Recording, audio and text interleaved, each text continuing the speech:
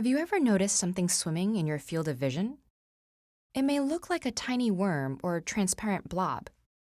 And whenever you try to get a closer look, it disappears, only to reappear as soon as you shift your glance. But don't go rinsing out your eyes. What you are seeing is a common phenomenon known as a floater.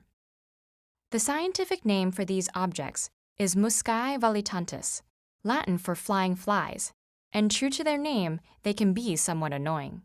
But they're not actually bugs or any kind of external objects at all. Rather, they exist inside your eyeball. Floaters may seem to be alive since they move and change shape, but they are not alive.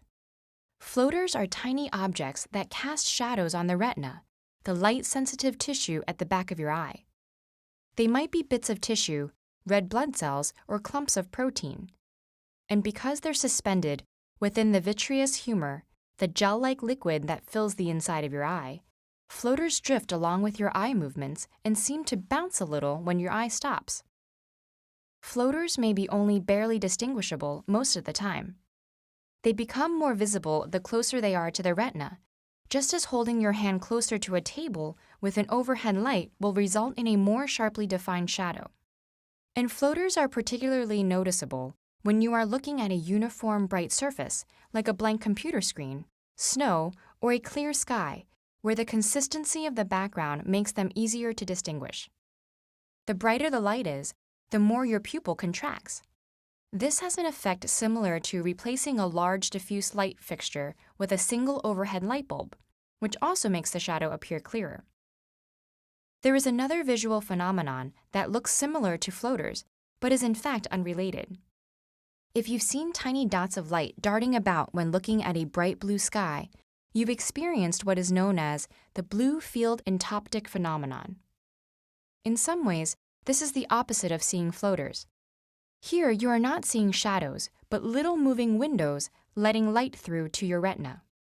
The windows are actually caused by white blood cells moving through the capillaries along your retina surface.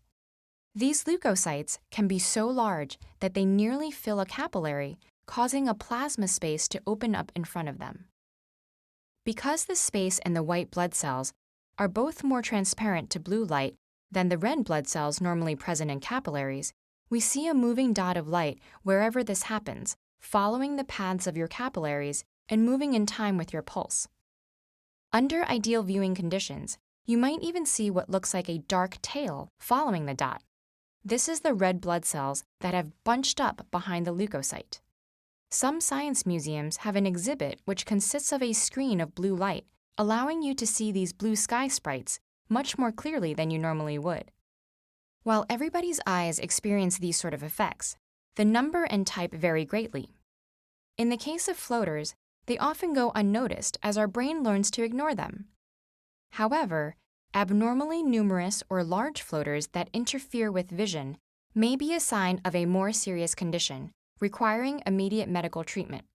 But the majority of the time, entoptic phenomena, such as floaters and blue sky sprites, are just a gentle reminder that what we think we see depends just as much on our biology and minds as it does on the external world.